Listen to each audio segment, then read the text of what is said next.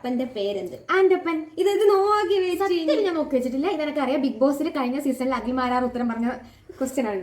ഞാൻ ഒരു ഭയങ്കര സംഭവം യൂട്യൂബിൽ പെറ്റി കിടക്കുന്നത്. ഇത് യൂട്യൂബിൽ കണ്ടുപിടിച്ചല്ല, സത്യം ഞാൻ കണ്ടുപിടിച്ചൊന്നല്ല. ഞാൻ എന്റെ ക്രിയാത്മകമായ ചിന്താത്മകമായ ബുദ്ധിയിലൂടെ ഞാൻ കണ്ടുപിടിച്ചതാണ് കഴിഞ്ഞ ക്വസ്റ്റ്യൻ. ഒരു വെഗഡ് സ്റ്റാൻഡേർഡ് അനുസരിച്ചിട്ടുള്ള ക്വസ്റ്റ്യൻ. പിന്നെ ഇതാ വലിയ ക്വസ്റ്റ്യൻ. വർഷത്തിൽ ഒരിക്കൽ വരുന്ന ഗസ്റ്റ്. ഹലോ, അപ്പൊ എല്ലാവർക്കും പുതിയൊരു വീഡിയോയിലോട്ട് സ്വാഗതം. അപ്പൊ ഇന്ന് വീണ്ടും ഞാനൊരു ചലഞ്ചിങ് വീഡിയോ ആയിട്ട് വന്നിട്ടുണ്ട്.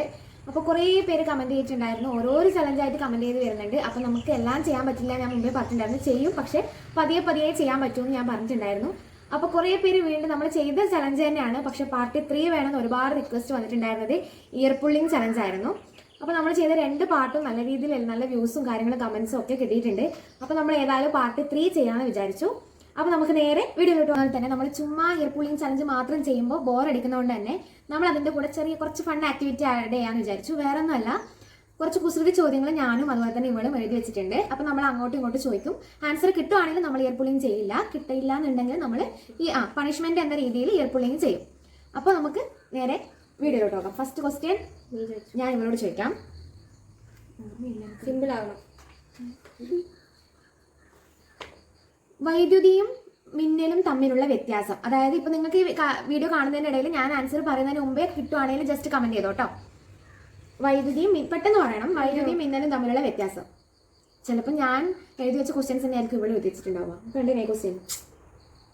മിന്നലും വൈദ്യുതിയും തമ്മിലുള്ള വ്യത്യാസം. ടൈം കഴിഞ്ഞേ, നമുക്ക് എയർ പുള്ളിങ് ചെയ്യാം. മിന്നലടിക്കും വൈദ്യുതി അടിക്കില്ല. മിന്നലിന് നമ്മൾ ബില്ലടക്കേണ്ട ആവശ്യമില്ല, പക്ഷെ വൈദ്യുതിക്ക് നമ്മൾ ബില്ലടക്കണമല്ലോ. അതെ അതെ അതെ.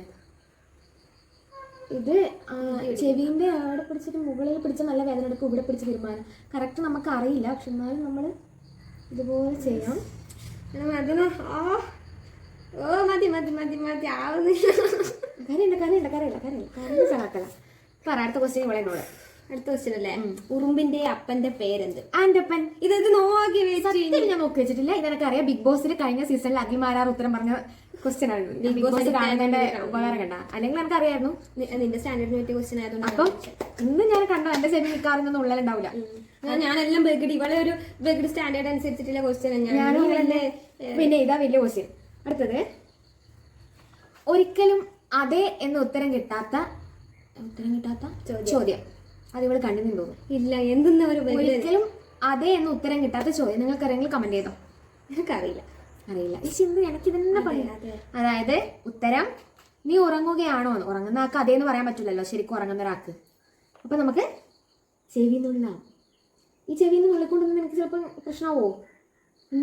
ഹലോ, നീ മരിച്ചു കിടക്കുകയാണെന്ന് വെച്ചാൽ മരിച്ച ആൾക്ക് അതേന്ന് പറയാൻ കഴിയാ. അതങ്ങനെ ആരും ചോദിക്കുകയും ചെയ്യില്ല. മരിച്ചു കിടക്കുവാന്നോ? പിന്നെ ഉറങ്ങുന്ന ആളോട് പോയിട്ട് ഉറങ്ങുകയാണ്. എന്തൊരു കഷ്ടം. മതി മതി മതി. ഇത് നല്ലൊരു ഇവള്. വർഷത്തിൽ ഒരിക്കൽ വരുന്ന ഗസ്റ്റ്. ഈ ചെവിന്നുള്ളൂ, ഈ ചെവിന്നുള്ളൂ. ഒരു മിനിറ്റ് ഒന്നുമില്ല, ചെറിയ സെക്കൻഡ്. നീ എനിക്ക് എത്ര പേരെ സമയം തന്നെ എനിക്ക് അറിയില്ല എന്ന് പറഞ്ഞില്ലേ? ഞാൻ അങ്ങനെ പറയുന്നില്ലല്ലോ. വർഷത്തിൽ ഒരിക്കൽ മാത്രം ഗസ്റ്റ് തന്നെ പറയണം. അങ്ങനെയൊന്നും പറയാൻ പറ്റില്ല. ഞാൻ എന്റെ ക്വസ്റ്റ്യൻ ഇത്രയായിരിക്കും. വർഷത്തിൽ ഒരിക്കൽ വരുന്ന ഗസ്റ്റ്. ആരെല്ലാം വിഷു, ഓണം, ക്രിസ്മസ് ഇതെല്ലാം വർഷത്തിൽ ഒരിക്കലേ വരൂ. വർഷത്തിൽ ഒരിക്കൽ വരുന്ന ഗസ്റ്റ് അറിയില്ല. ഓഗസ്റ്റ്. ഇതൊരു കഷ്ടാണ്. ഞാൻ പറഞ്ഞില്ലേ, ഇന്ന് മിക്കവാറും എന്റെ ചെവിനുള്ളിൽ ഉണ്ടാവില്ല. അടുത്തത് ഞാൻ ഇവളോട്. 9 പഴം എന്ന വാക്ക് മറ്റൊരു മോഡലാക്കിയിട്ട് ഒരാളുടെ പേരാക്കി മാറ്റണം. 9 പഴം എന്ന വാക്ക് നിങ്ങൾക്ക് എങ്ങനെയെങ്കിലും ഇംഗ്ലീഷിലോ ഹിന്ദിയിലോ എന്തെങ്കിലും ആക്കിയിട്ട് അത് ഒരാളെ പേരാവും. ഞാൻ ഇത്രയും ക്ലൂ തന്നു. ഇത്രയൊന്നും പറയാൻ പാടില്ല.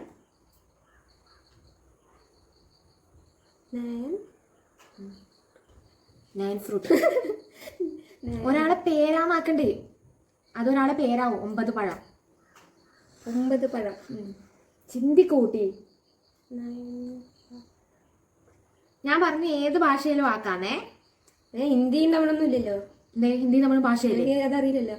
9 പഴം. 9 തന്നെയാ ഉദ്ദേശിക്കുന്നത്. ഒരു ക്ലൂ ഒന്നും ഞാൻ പറയില്ല. ഇത്രയും ക്ലൂ ഞാൻ തന്നു. ഞാൻ പറഞ്ഞേ 9 പഴം. 9 പഴം. സമയം കഴിഞ്ഞിട്ട് കുറേ സമയമായി. പറയട്ടെ. നൗഫൽ. 9 നൗ ഫൽ. ഹിന്ദിയിലും ആക്കാൻ ഞാൻ പറഞ്ഞത്. എനിക്ക് ഇംഗ്ലീഷ് നൗ 1 2 3 4 5 അറിയില്ലേ? 9 അല്ലേ? അപ്പൊ നമുക്ക് എനിക്ക് കയ്യേ ചെയ്യില്ല, ചെവി നുള്ളി എന്റെ കൈ ഇപ്പുറത്തെ ചെവിയില്ലേ ഞാൻ പറഞ്ഞിട്ടേ കാലിച്ച് മതിനെ ഇവിടെ കാല് ചവിട്ടുന്നുണ്ട് കേട്ടോ അടിയുന്നത്.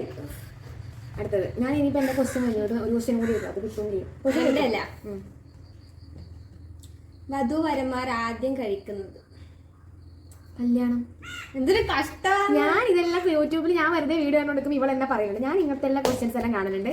ഇന്ന് മിക്കവാറും ഇപ്പൊ തമ്പനയിലെ ഫോട്ടോ എടുത്ത് വെച്ചത് മാറ്റേണ്ടി വരും, ഇവിടെ ഉള്ളുന്ന ഫോട്ടോ എടുക്കേണ്ടി വരും മിക്കവാറും. പിന്നെ എന്താ പറയണ്ടത്, എനിക്ക് ഇതുവരെ ഒന്നും ഉള്ളും കിട്ടിയിട്ടില്ല. അടുത്ത ക്വസ്റ്റ്യൻ ചോദിക്കാം. എപ്പോഴും നനവുള്ള നമ്പർ. നിനക്ക് ഇതുവരെ ഒന്നും കിട്ടിയിട്ടില്ല. എപ്പോഴും നനവുള്ള നമ്പർ. നനവുള്ള നമ്പറാ? നമ്പർ നമ്പർ എന്ത് ഓരോ വെഗഡ് ക്വസ്റ്റ്യൻ, അതായത് ഇംഗ്ലീഷിലാ മലയാളത്തിലാ? ആരെങ്കിലും പറ. അത് ഞാൻ പറയാം. പറ. മലയാളത്തിൽ 6. ആദ്യമായിട്ട് കിട്ടി. അടുത്ത ക്വസ്റ്റ്യൻ എന്നോട് ചോദിക്കാം. എന്റെ ഒരു ക്വസ്റ്റ്യൻ കഴിഞ്ഞു. ക്വസ്റ്റ്യൻ ആക്കട്ടെ.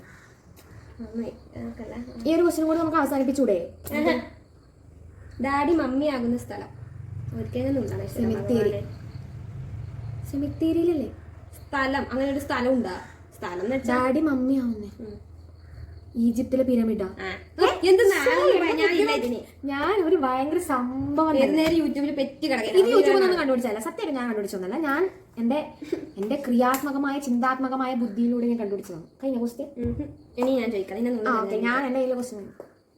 മനുഷ്യൻ പോയി എന്ന് പറയുന്ന പഴം വേഗം പറഞ്ഞ 5 സെക്കൻഡ്. 1 പിന്നെ 2 മനുഷ്യൻ പോയി 3 4 5 മാംഗോ. അടുത്തത് തല തിരിഞ്ഞ പെൺകുട്ടിയുടെ പേര്? ലത. അടുത്തത് കലണ്ടറിലെ ഫ്രൂട്ട്? ഡേറ്റ്സ്. ഇതിപ്പോ കണ്ടത് അല്ലേ? അമ്മ സത്യം ഞാൻ കണ്ടതല്ല. ഇത് നിർത്തിക്കോ, ഇവിടെ നിർത്തിക്കോ. സുരേഷ് ഒരു വഴിയിലൂടെ നടന്നു പോവുകയായിരുന്നു. അപ്പൊ സുരേഷ് 2000 രൂപ ഉണക്കമീനും ഇവള് യൂട്യൂബ് കണ്ടത് എന്നെ പോലെ ചിന്തിച്ചിട്ടല്ല പോയ. ഈ മമ്മി ഡാഡി ഒന്നും ഞാൻ യൂട്യൂബിൽ കണ്ടതൊന്നല്ല. സ്വന്തം പേര് പറയുന്ന പക്ഷി? കാക്ക.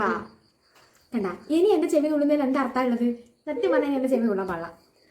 അപ്പം എല്ലാ ചലഞ്ചെങ്കിലും എനക്ക് വേണ്ടി തോറ്റു തരണേ ഉമ്മണിയെന്നില്ല. എന്താണ് അഭ്യർത്ഥന പ്രകാരം? ഒന്ന് പോയെ, ഞാൻ അങ്ങനെ കാര്യം പറട്ടെ. അപ്പം എല്ലാ ചലഞ്ചിലും ഇവളാ ജയിക്കണം. ലാസ്റ്റ് ഞാൻ ഇങ്ങനെ പറയും, അപ്പൊ ഈ ചലഞ്ചിലും ഇവളെ ജയിച്ചു. അപ്പൊ പറഞ്ഞേ പറ. അപ്പൊ ഈ ചലഞ്ച് പാർട്ട് 3 എതിരില്ലാതെ ഒരു എന്താ പറയണ്ടേ 5-0 എന്ന നിലയിൽ കാവ്യ വിജയകരമായി ജയിച്ചു. നിന്റെ നുള്ളിയായി. പക്ഷെ സംഭവം ചോദ്യം മത്സരത്തിൽ ജയിച്ചിരിക്കുന്നു. ോടെ ശരിക്കും പറഞ്ഞ ഇന്ന് ഞാൻ വൈൻഡപ്പ് ചെയ്യുന്നത്. അപ്പൊ അടുത്ത വീഡിയോയിൽ കാണുന്നവരേക്കും ചോദ്യമാണ്. ആ കുസൃതി ചോദ്യത്തിൽ ഞാൻ ജയിച്ചു. കുറച്ച് പ്രകടമായിരിക്കും ഇങ്ങനത്തെ വേഗം കിട്ടും. ഇനിയിപ്പോ അങ്ങനെ പറഞ്ഞു ബുദ്ധി ഉണ്ടാവണം, ചിന്തിക്കാൻ പറ്റണല്ല. ഞാൻ ആ ഓഗസ്റ്റ് ഒന്നും സത്യം പറഞ്ഞാൽ എനിക്ക് അറിയില്ല. അപ്പൊ ഈ ഡാഡി മമ്മീന്റെ കാര്യം എന്നോട്